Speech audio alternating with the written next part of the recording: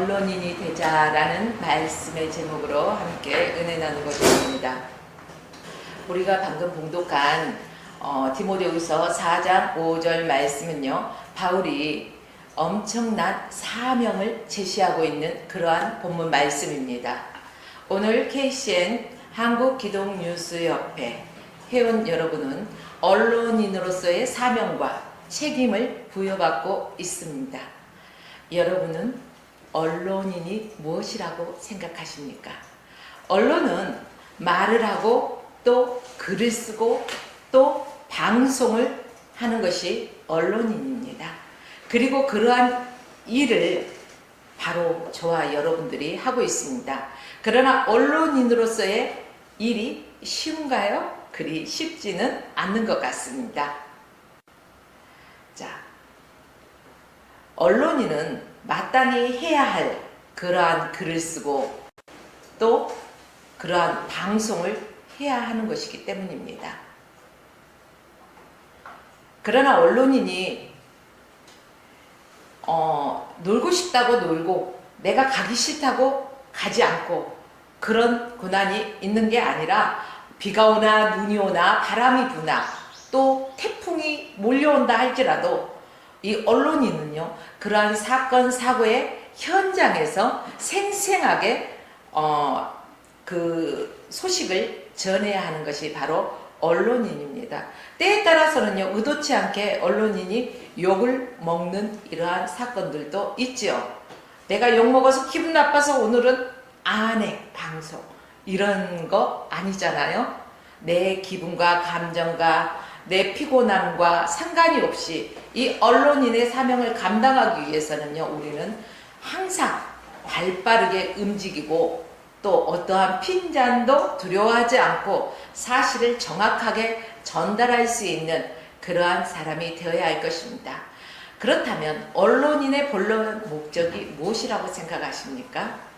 언론인이 존재하는 목적은 바로 대중들에게 다양한 소식과 또 정보를 빠르게 전달하는 목적이 있는 것이 바로 언론인의 목적입니다. 예전에는 이런 언론 생각하면 무엇을 먼저 생각했습니까? 텔레비전, 우리 공영방송이죠. 공영방송, 또 신문, 전단지, 찌라시, 이런 잡지, 이런 것들을 통해서 우리가 소식을 접할 수가 있었습니다. 그러나 지금은 미디어 시대입니다. 인터넷이 발달되어서 아주 중요하게 사용되고 있잖아요. 그래서 이 인터넷 미디어는 정말로 급속도로 빠르게 성장했고 또 자리매김하고 있습니다. 옛날에는 언론 그러면은 우리가 쉽게 생각하는 것은 뭐예요? 종이 신문을 먼저 떠올렸을 것입니다. 그러나 요즘은 인터넷 신문들이요, 너무너무 많이 생겼습니다. 지금도 꾸준히 인터넷 신문은 늘어나고 있는 것이 현실입니다. 이렇게 인터넷 신문이 많아짐에 따라서요, 언론인들의 그 숫자도 증가하고 있습니다. 그리고 1인 방송 시대다 해도 과언이 아닐 정도로 1인 유튜버들도 많이 늘어나고 있는 실정입니다.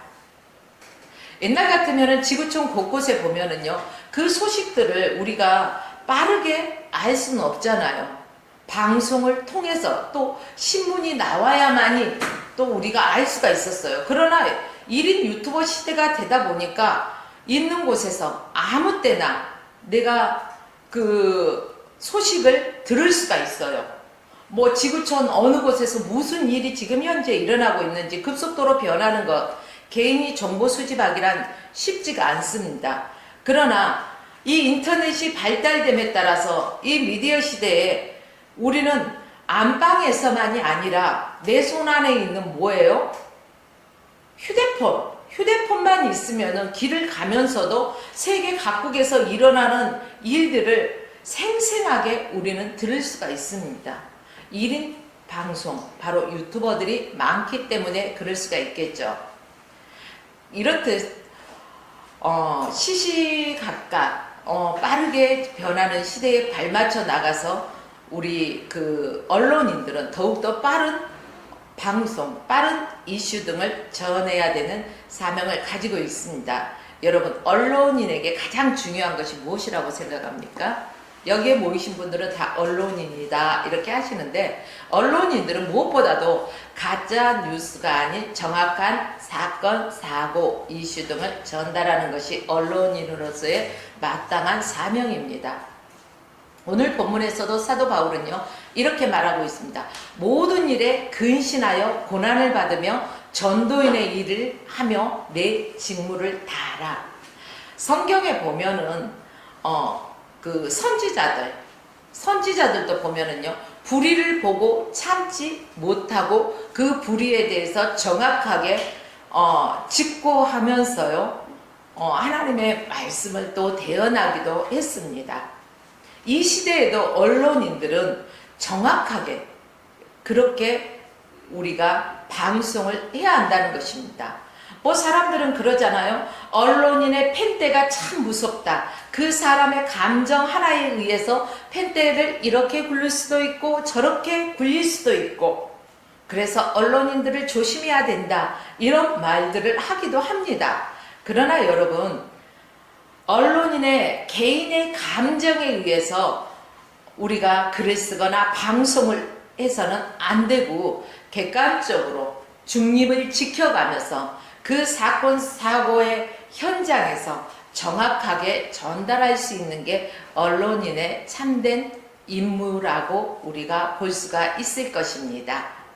저는 그래서 이 말씀을 인용해서요 이렇게 말씀드리고 싶습니다. 언론인이요 모든 일이나 행동을 삼가하고 조심하여 고난을 감당하며 언론인의 사명을 감당하고 언론인의 직무를 다하라.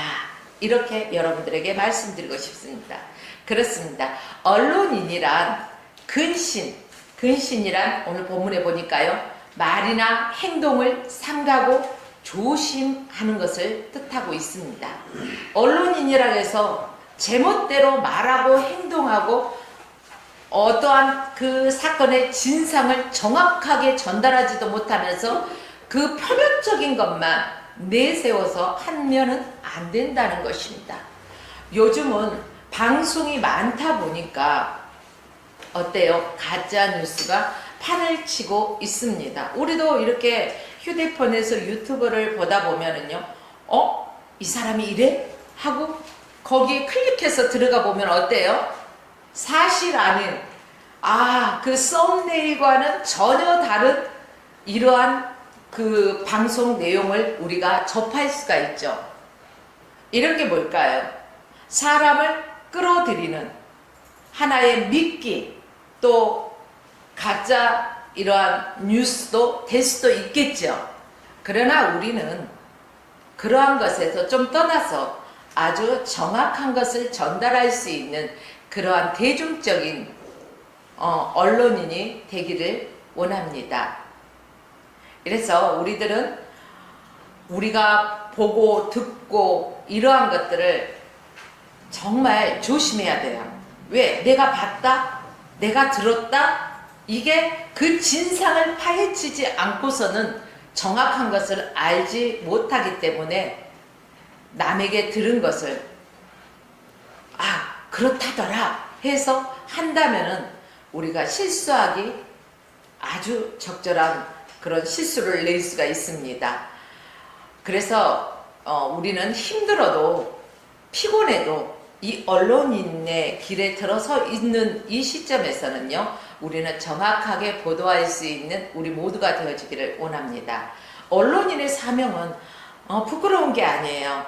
아주 영광스러운 거예요. 우리의 직무라는 것은 남들이 알지 못하는 것들을 정확하게 우리가 파악해서 또 전달할 수 있는 전달 매체가 되기 때문에 이 언론은 참 중요한 것입니다. 그러므로 여기에 모인 언론인들은 이 언론인으로서의 자부심과 긍지를 가지고 이 사명을 감당하시기를 부탁드립니다. 우리가 있기에 대중들에게 언론인이 있기에 그 어떠한 사건 사고를 수습하고 빨리 전달할 수 있기 때문에 그렇습니다.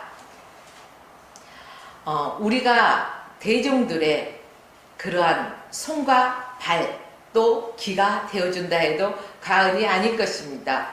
이번에 그 기사를 보셨죠? 언론인이 구속되는 것을 보셨을 것입니다. 대중들에게 이 언론인이 구속됐다는 이러한 기사의 내용들, 이러한 방송들은 여러분 어떻게 다가갈까요? 대중들에게는요, 이러한 사실이 언론인으로서의 신뢰도를 추락하는 그러한 사건일 수가 있습니다.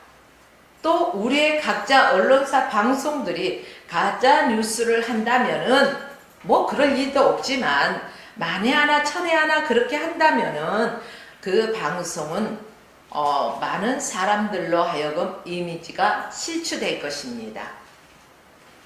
언론인은 무엇으로 먹고 살까요? 언론인은 대중들의 신뢰를 먹고 살기 때문에 우리는 그 신뢰성을 잃어버려서는 안 된다는 것입니다. 그렇다면 대중들의 신뢰를 먹고 사는 언론인으로서의 몇 가지를 지켜야 할 것들이 있다는 것이죠. 첫째는 언론인이 물질에 현혹되지 말아야 됩니다. 우리가 이렇게 취재를 나가다 보면은 뭐 좌우 또 내 반대쪽 뭐 있는 사람이라 할지라도 그 물질에 의해서 펜대를 그쪽에 유리하게 굴려서 써주는 사람 있어요, 없어요? 있잖아요. 이게 분명히 언론인으로서 하면 안 되는 걸 알면서도 그 물질이 물질의 탐욕 때문에 그러한 실수를 범할 때가 있다는 것입니다. 우리는 그래서 물질에 현혹되지 말아야 됩니다. 언론인뿐이 아닙니다. 우리의 목회자들도 우리 그리스도인들도 물질에 현혹되지 말아야 됩니다. 지금은 물질 만능 시대, 만몬 시대라 이렇게 말을 하지요. 물질이면 돈이면 다 된다라는 이러한 생각을 가지고 살고 있습니다. 그러나 목회자도 조심해야 될 게 이러한 물질 앞에서 넘어지지 않도록 조심해야 할 것입니다. 이건 보통 사람들도 마찬가지입니다. 둘째는 사람들의 비위를 맞추려고 하지 말아야 됩니다.